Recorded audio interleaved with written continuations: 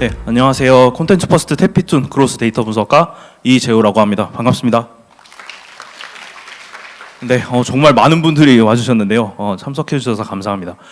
저와 데이터 과학자 김경환님과 함께 준비한 세션명은 사용자 맥락 타겟팅, 데이터 파이프라인부터 액션까지입니다.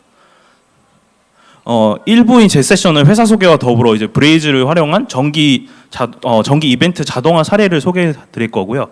그리고 제 발표에 이어서 2부에는 이 기능을 가능하게 한 기술적 기반의 데이터 파이프라인에 대해서 설명해 주실 예정입니다. 우선 제 소개를 먼저 드릴게요. 저는 2020년 8월 데이터 분석가 커리어를 시작을 했고 사내 다양한 팀에서 데이터 분석가로 일해왔고 작년부터 지금까지는 브레이즈 기반의 CRM 마케팅에 집중을 하고 있으며 데이터 처리부터 캠페인 실행까지 CRM의 전반적인 모든 단계를 직접 핸들링하는 역할을 담당을 하고 있습니다.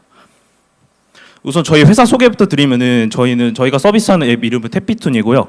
2016년에 서비스를 시작을 했습니다. 그리고 현재 한 1,200만 명 정도의 사용자를 보유하고 있고 121개국에 접속하고 있으며 영어, 프랑스어, 독일어 이렇게 3개 언어로 서비스를 하고 있고 현재 작품 수는 한 1,800개 조금 넘는 수준입니다. 저희는 연평균 꾸준히 150% 성장을 해오고 있고 저희의 미션은 Stories that change your world, 여러분의 세상을 바꾸는 이야기, 그리고 더불어 저희의 비전은 We connect and inspire with stories, 우리는 이야기를 통해 서로를 연결하고 영감을 받는다입니다. 세상을 바꾸는 이야기를 통해 영감을 받는다는 것, 저는 그것이 곧 개인화라고 생각을 하는데요. 회사에 이어 이제 팀 소개를 해드릴게요. 저희 팀명은 이제 데이터 그로스 팀이고 팀 미션은 Data that changes results, 결과를 바꾸는 데이터입니다. 저희 팀은 이제 3가지를 고르게 담당을 하고 있는데요. CRM, 개인화, 그리고 데이터 분석입니다. 이를 통해서 이제 3가지를 목표를 크게 하고 있는데요. 첫 번째는 유저 전위 분석 및 개선, 그리고 두 번째는 개인화 서비스 및 혜택을 통한 유저 가치 증대, 그리고 마지막으로 신뢰할 수 있는 빠른 분석 환경 제공입니다. 그럼 회사와 팀 그리고 제 소개를 뒤로 하고 이제 발표 첫 번째 파트인 정기 자동화 이벤트 사례를 소개해드리겠습니다.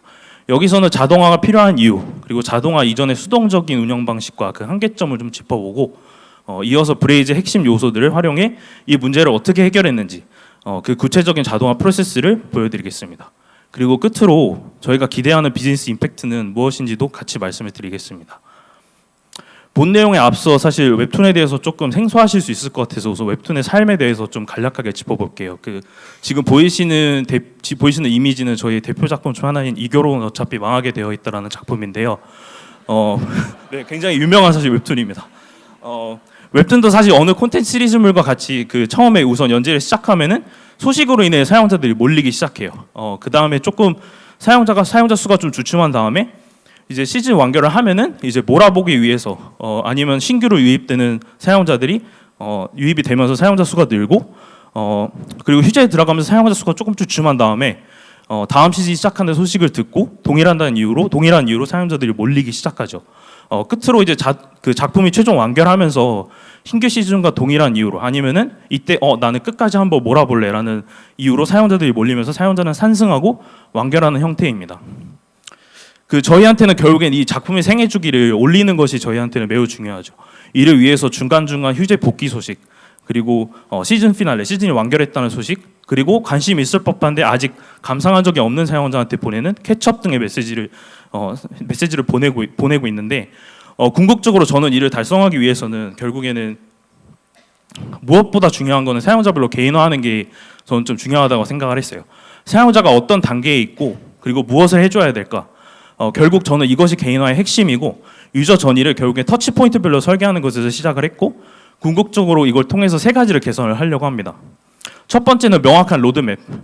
막연히 개선해야지가 아니라 어떤 단계에 무엇을 개선할지 그 무엇이 명확하게 정의가 되는 겁니다.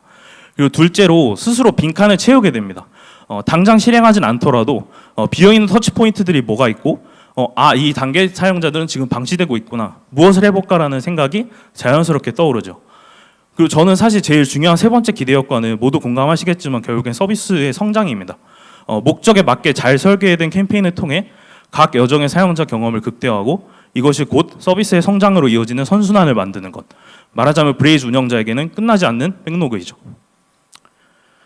저도 일을 막상 시작을 하려고 이제 CRM 데이터 분석가가 되고 이제 얼마 안 된 작년 7월에 그 한 장의 유저 조니 맵을 좀 거창하게 그려봤어요. 이제 세분화된 스텝 사이에서 사용자가 느낄 감정, 저희가 현재 지금 가용할 수 있는 요소, 브레이즈 및 제품적으로 진행해볼 수 있는 액션 플랜을 작성을 했었는데 결국에 너무 커지고 테스트해야 될 게 너무 많다 보니까 어디서 시작해야 될지 전혀 모르겠더라고요. 그래서 하나하나씩 처리해야 되는데, 그리고 기존에 수기로 하고 있던 것도 많은데 결국에 많이 공감하시겠지만 일이 너무 많죠. 개인화해야 된다는 건 알겠는데 언제 개인화를 해야 되죠? 수기로 세팅하는 것도 너무 많은데. 그래서 결국에는 루틴한 작업에 자동화는 필수적이고, 그 얘기는 즉슨 저희한테는 정기적으로 보내는 작품 소식을 자동화하는 것이 저희한테 매우 중요했습니다. 결국 집중해야 될 개인화에 집중해야 되기 위해서죠. 그러면은 루틴한 수작업의 자동화를 저희는 어떻게 진행을 했을까요? 자동화를 소개하기 전에 과거에 저희가 어떻게 했는지 우선 말씀을 드릴게요. 그 제가 회사 소개에서 그 저희는 작품이 1,800개가 넘다고 말씀을 드렸는데, 그 얘기는 즉슨 저희한테는 그 작품 소식은 거의 매일매일 쏟아집니다. 신작, 새로운 시즌, 완결. 사용자들은 본인이 좋아하는 작품의 소식을 애타게 기다리죠. 근데 과거에는 저희도 이 소식을 모두 하나하나 전부 수작업으로 처리를 했고요. 각 작품별의 이벤트에 맞는 딥링크, UTM, 타겟 필터 등을 모두 손으로 직접 설정을 했었습니다. 근데 이 방식은 단순히 수기로 해서 비효율적인 것뿐만 아니라 좀 문제가 그 외에도 몇 가지 더 있는데요. 이 과정에서 당연히 휴먼 에러의 가능성은 따라다니고, 결국 이 실수는 결국에 브레이즈 실무자로서는 엄청난 부담으로 사실은 다가오게 됩니다. 운영뿐만 아니라 사용자한테 실제로 보여질 때도 이슈가 있는데요. 필터 실수로 인해서 나는 관심도 없는데 엉뚱한 작품이 가기도 하고 그런 소식을 보내는 일도 벌어졌었습니다. 이는 고스란히 사용자의 피로도로도 이어지죠. 앞서 말씀드린 수작업의 한계를 좀 극복하기 위해서 저희가 선택한 것은 바로 자동화였는데요. 이는 크게 4가지 요소 기반으로 설계가 되어 있습니다. 첫 번째는 작품 데이터 소스의 통합입니다. 저희는 구글 시트와 데이터 웨어하우스를 연결하여 통합 데이터 환경을 구축하고 해당 정보를 2번인 브레이즈 카탈로그에 저장을 해서 작품 데이터를 동적으로 참조할 수 있도록 하고, 그 다음에 셋째는 커넥티드 컨텐츠를 활용해 사용자 맥락을 실시간으로 연결해서 웨어하우스에 저장되어 있는 사용자의 행동 데이터를 캠페인 전송 시점에 실시간으로 가져와서 활용합니다. 그리고 마지막으로 넷째는 2번과 3번 데이터를 활용해서 종합적으로 판단할 수 있는 리퀴드 텍스트를 작성을 해서 캠페인을 송출합니다. 각 요소를 하나하나씩 좀 자세히 짚어드릴게요. 첫 번째는 말씀드렸다시피 구글 시트와 데이터 웨어하우스의 융합인데요. 그 구글 시트와 자동화 약간 안 와닿으실 수 있는데 저희의 큰 고민거리는 바로 신작이었습니다. 아직 출시되지 않았기 때문에 데이터가 아직 전혀 없는 신작의 중요도를 어떻게 알리고 어떻게 판단하고 어떤 사용자한테 언제 노출해야 될까요? 100% 자동화만으로는 좀 풀기 어려운 문제였습니다. 그래서 과감하게 저희는 사람의 직관이 활용한 전략, 즉 휴리스틱한 요소는 구글 시트로 남겨둔 겁니다. 저희는 근시일 내에 발생할 이벤트, 즉 캠페인의 전략적 판단이 필요한 정보만 구글 시트에서 수기로 관리하는 거죠. 말하자면 오늘의 작전 지도를 역할을 하는 겁니다. 구글 시트가. 두 번째인 브레이즈 카탈로그는 1번에서 말씀드렸던 시트와 웨어하우스 정보를 융합해서 작품 정보 중앙화를 담당을 합니다. 딥링크와 UTM 파라미터, 이미지 링크 등 캠페인 생성에 필요한 요소들을 작품별로 저장을 하는 거죠. 아마 많이 접해보셨던 상품 카탈로그와 사실 유사한 개념입니다.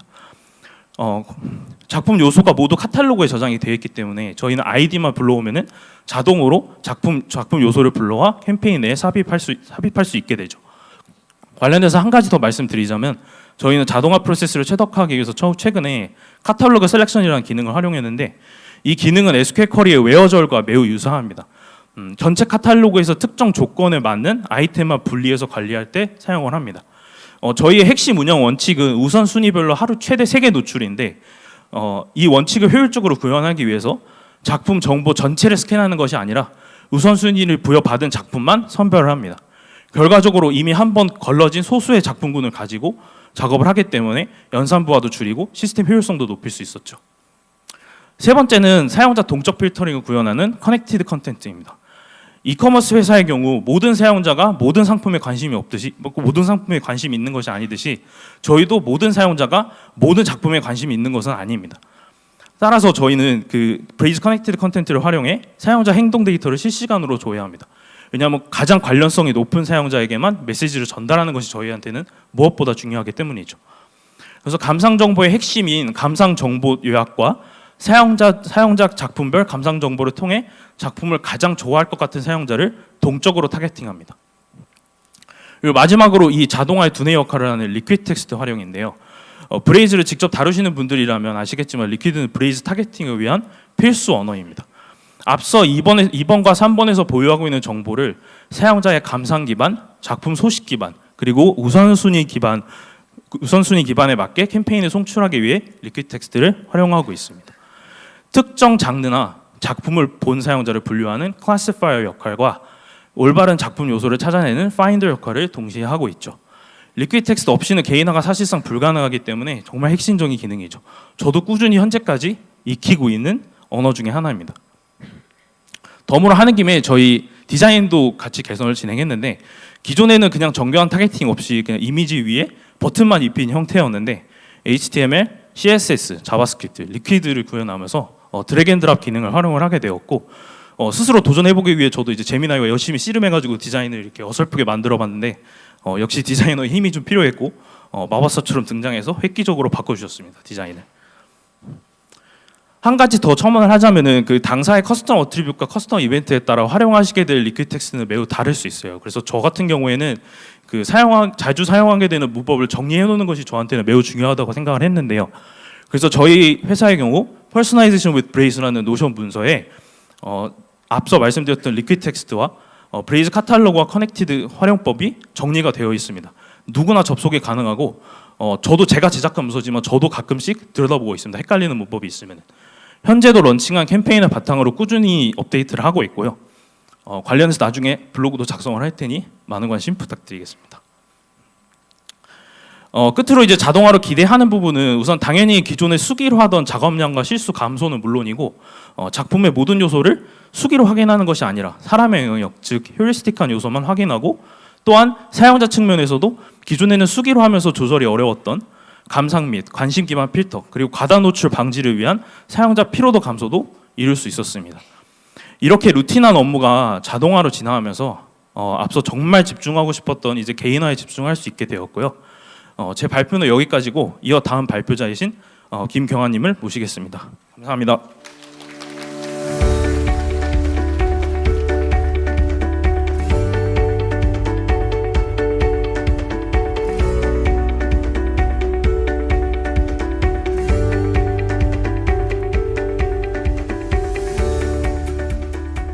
안녕하세요.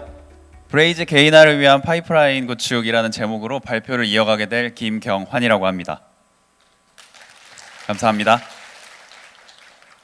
저희가 좀 특이하게 1, 2부로 나눠서 이렇게 발표를 해봤는데 좀 새로운 느낌을 여러분들한테 줄 수 있었으면 좋겠습니다. 간단하게 제 소개를 드리면 저는 태피툰에서 데이터 과학자로 일을 하고 있고요. 저는 개인화 추천 시스템 구축이나 데이터 파이프라인 구축 그리고 데이터 분석 및 인사이트 도출과 관련되어 있는 업무를 담당하고 있습니다. 제가 이 자리에서 데이터 파이프라인에 대해서 말씀드리는 이유는 브레이즈 메시지를 개인화하거나 자동화하기 위해서는 데이터 파이프라인 구축이 굉장히 필수적으로 필요하기 때문입니다.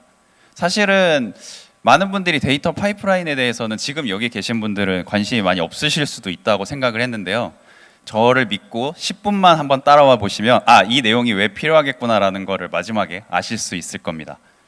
일단 모든 유저에게 모든 작품을 보낸다고 생각해 보면 사실 이런 파이프라인이 크게 중요하지 않습니다. 그러나 우리는 특정 유저한테 특정 아이템을 보내는 걸 원하겠죠. 웹툰으로 따지면 특정 작품을 특정 유저한테 보내는 건데요. 웹툰 같은 경우에는 어떤 장르, 어떤 완결된 작품인지, 혹시 세일을 하고는 있는지, 인기 있는지에 대한 정보들이 필요로 하고요. 유저에 대해서는 선호 장르가 뭔지, 가입 시점이나 감상 패턴들이 어떤지에 대해서 알고 있어야 됩니다. 그래서 그런 정보를 필요로 하기 때문에 데이터 파이프라인이 필요로 하겠죠. 그래서 저희는 브레이즈에서 시작해서 브레이즈로 끝나는 파이프라인을 구축을 했습니다. 일단 브레이즈에서 쌓이는 수집 데이터들을요, 앰플리튜드로 보내고 있고요. 그리고 앰플리튜드에서 통합되어 있는 데이터들을 DB에 쌓고 있습니다. 그리고 그렇게 쌓여진 데이터들을 간단한 데이터 처리를 하는데요. 데이터 처리를 하는 플랫폼이나 솔루션은 다양한 게 있지만 저희는 데이터브릭스를 활용을 하고 있고요. 이렇게 처리되고 있는 데이터들을 다시 브레이즈로 보내주고 있어요. 저는 이 파이프라인을 크게 세 가지로 나눠서 오늘 여러분한테 설명드리려고 하는데 첫 번째는 브레이즈 데이터를 앰플리튜드로 보내는 내용이고요. 두 번째는 데이터를 처리하는 내용, 세 번째는 처리된 데이터를 그럼 브레이즈로 다시 어떻게 보낼 것인가에 대한 내용입니다. 브레이즈 데이터를 다양한 곳으로 보낼 수 있는데 저희는 굳이 앰플리튜드로 보냈습니다. 그 이유는 크게 두 가지 장점이 있어요. 첫 번째는 브레이즈 데이터에 있는 그런 데이터, 이벤트, 성과들을 앰플리튜드에서 그대로 볼 수 있다는 겁니다. 사실 여러분도 아시다시피 앰플리튜드에는 굉장히 많은 기능들이 있고요. 시각적으로 그래프를 되게 쉽게 그릴 수 있어요. 근데 이제 브레이즈에 있는 캠페인 성과들을 앰플리튜드에서 쉽게 확인할 수 있다는 게 큰 장점이고요. 그리고 브레이즈 데이터와 앰플리튜드 데이터를 결합해서 심층 분석이 가능합니다. 그리고 앰플리튜드의 또 다른 장점은 코호트 기능이 있는데요. 이 유저 그룹을 통해서 유저 그룹의 행동 패턴을 가능할 수 있죠. 그리고 엔지니어링적으로는요. 두 가지의 솔루션에서 오는 데이터들을 하나의 파이프라인으로 효율적으로 관리할 수 있게 됩니다. 그러면 스키마 통합이나 표준화가 용이해지고 스케줄링이라던가 리소스 관리를 효율적으로 할 수 있다는 장점이 있습니다. 저희가 브레이즈 데이터와 앰플리튜드 데이터를 결합해서 해석한 몇 가지 예시를 보여드리려고 하는데 그 첫 번째 예시는 인앱 메시지를 확인한 유저가 실제 그 작품의 감상까지 연결되는지를 보는 겁니다. 그래서 브레이즈 데이터만 확인했을 때에는 그 인앱 메시지를 확인하고 그 인앱 메시지에 어떤 버튼을 클릭했는지 정도밖에 알 수가 없지만 앰플리튜드 데이터까지 연결해서 본다면 실제 그 작품을 감상했는지까지 심층적으로 확인할 수 있습니다. 그리고 두 번째 예시는 코호트 기능을 활용한 건데요. 이 코호트 기능을 활용하면 브레이즈 캠페인에 참여한 그룹들, 유저 그룹을 하나의 코호트로 만들어서 그 그룹이 어떤 행동 패턴을 보이는지 확인할 수 있습니다.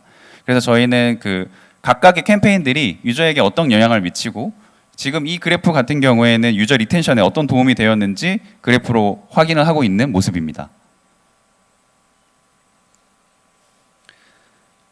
이어서 개인화를 위해서 데이터 처리가 필요한 이유에 대해서도 말씀드리도록 하겠습니다. 보통 브레이즈에서 수집되는 데이터들은요, 인앱 메시지와 관련된 데이터들이 수집이 되고 앰플리튜드에서는 유저의 인터랙션 데이터들이 수집이 됩니다. 하지만 저희가 실제로 개인화를 위해서 써야 되는 데이터들은 그 수집되고 있는 데이터들을 그대로 활용할 수 없겠죠. 한 번의 가공이 필요할 겁니다. 보통 개인화를 위해서 필요한 것들은 어떤 유저들이 어떤 작품을 선호할 것인지 혹은 작품 사이의 관계라던가 흥미와 관련되어 있는 정보들이 필요로 합니다. 그래서 수집 데이터와 필요 데이터가 일치하지 않기 때문에 어떤 처리가 필요합니다. 저희는 이 세 가지를 바탕으로 지금 데이터를 처리하고 있는데요. 첫 번째는 작품 단위의 집계를 하고 있습니다. 그래서 뭐 이게 랭킹이 될 수도 있고요. 어떤 유사작 시스템이 될 수도 있습니다. 그리고 유저 단위의 집계를 하고 있습니다. 유저의 감상 이력을 바탕으로 유저 선호 장르를 분석하고 유저 작품의 흥미도를 분석을 합니다. 그리고 세 번째로는 유저와 작품의 관계를 분석해서 그 관계를 통해서 어떤 집계를 하고 있습니다. 태피툰의 방향성, 저희 회사의 방향성이라고 한다면 저희는 프리미엄이나 큐레이션이라고 얘기를 드릴 수 있을 것 같아요. 그래서 저희는 소수의 엄성된 작품과 프라이빗한 유저 감상 경험을 중요하게 생각합니다. 그래서 그 방향성에 맞도록 저희 자체적으로 여러 가지 로직을 구축해서 운영을 하고 있어요. 저희는 뭐 유저 추천 로직을 개발을 해서 운영을 하고 있고 유사작 추천 로직이라던가 유저와 작품을 연결할 수 있는 흥미작 추천 로직 같은 것들을 만들어서 운영을 하고 있습니다. 이런 로직들은 여러 가지 플랫폼 내에서 개인화를 하기 위해서 사용을 하고 있는데 이것도 브레이즈에서 인앱 메시지를 활용하기 위해서도 이 처리 방법들, 이 로직들을 활용하고 있습니다. 저희는 이렇게 다양한 로직을 기반으로 처리된 데이터들을 두 가지 방법을 통해서 브레이즈로 보내고 있습니다. 앞선 발표에서 말씀해 주신 것처럼 브레이즈 카탈로그랑 브레이즈 커넥티드 컨텐츠인데요. 우선 브레이즈 카탈로그는 처리된 데이터를 브레이즈의 API를 활용해서 일정한 시간 간격으로 브레이즈 카탈로그를 업데이트해주고 있습니다. 그래서 브레이즈에서 어떤 인앱 메시지를 보내려고 할 때 항상 새로 업데이트된 데이터를 활용할 수 있도록 하고 있고요. 그리고 두 번째로 브레이즈 커넥티드 컨텐츠는 저희는 데이터브릭스에서 처리되고 있는 데이터를 AWS 다이나모DB에다가 넣어주고 있습니다. 그러면 브레이즈에서 AWS 다이나모DB의 API를 통해서 필요할 때마다 최신화된 데이터들을 가져다 활용할 수 있게 됩니다. 제가 앞서 발표해서 여러분들한테 10분만 집중해달라고 말씀드렸잖아요. 사실 그거는 이 장표 때문에 말씀드린 건데요. 사실은 이런 파이프라인이 필요하다는 건 여러분들이 알겠지만 그럼 이 파이프라인을 어떻게 구축해야 돼? 라는 얘기가 들 수 있을 겁니다. 근데 사실 이런 파이프라인은 개발자분들이 만들어 주셔야 될 거예요. 그리고 한 명의 개발자분이 아니라 여러 명의 개발자분들이 만들어 주셔야 됩니다. 그러면 어떤 부분을 어떤 개발자한테 부탁을 해야 될까요? 이걸 아는 것만으로도 여러분들한테는 큰 도움이 될 거라고 생각했습니다. 우선 브레이즈랑 앰플리튜드에서 작품을 수집할 때는 프론트엔드 개발자분들한테 요청을 해야 되고요. 수집된 데이터들을 DB에 저장하고 어떤 처리를 하기 위해서는 데이터 엔지니어, 데이터 개발자한테 요청을 해야 됩니다. 그리고 처리된 데이터를 API를 통해서 브레이즈에다 다시 넣어주기 위해서는 백엔드 개발자분들한테 요청을 해야 되겠죠. 그리고 추가적으로 데이터를 수집할 때 어떤 이벤트의 텍사노미라던가 규칙을 정한다거나 혹은 데이터를 처리할 때 AI를 이용한다거나 어떤 새로운 로직이 필요하다거나 그러면 데이터 과학자의 도움이 필요할 수도 있습니다. 저희는 이렇게 구축된 파이프라인을 바탕으로 다음 프로젝트를 기획하고 있어요. 저희가 기획하고 있는 프로젝트는 현재는 홈 화면에서 인앱 메시지가 나오고 있는데 다양한 노출 장소에 다양한 형태의 인앱 메시지를 하려고 하고 있고요. 그 다음에 유저의 작품 흥미 예측을 바탕으로 좀 더 고도화된 개인화 메시지를 보내려고 하고 있습니다. 마지막으로 저희 탭피툰에서 채용을 진행하고 있는데 이 채용 정보를 공유 드립니다. 여러 본부에서 다양한 직군에서 채용을 진행하고 있거든요. 저희 회사의 장점이라고 한다면 여기 보시는 것처럼 요즘 핫한 다양한 솔루션들을 적극적으로 활용하고 있다는 것입니다. 데이터브릭스, 에어브릿, 앰플리튜드, 브레이저와 같이 여러 솔루션들을 여러분들이 직접 활용해보고 어떤 성과를 낸다거나 성장해보고 싶은 분들은 지원해 주시면 좋을 것 같습니다. 저희가 이 프로젝트를 성공적으로 완료하고 이 자리에서 발표를 할 수 있었던 것은 많은 도움이 있었기 때문입니다. 특히 저희 회사의 운영팀 분들과 AB180의 상현님께서 이 자리에 많은 도움을 주셨거든요. 이 자리를 빌어서 감사하다는 말씀을 드리고 그리고 발표를 끝까지 들어보신 여러분들에게도 감사의 말씀을 드립니다. 그러면 저희 발표는 이것으로 마치도록 하겠습니다. 감사합니다.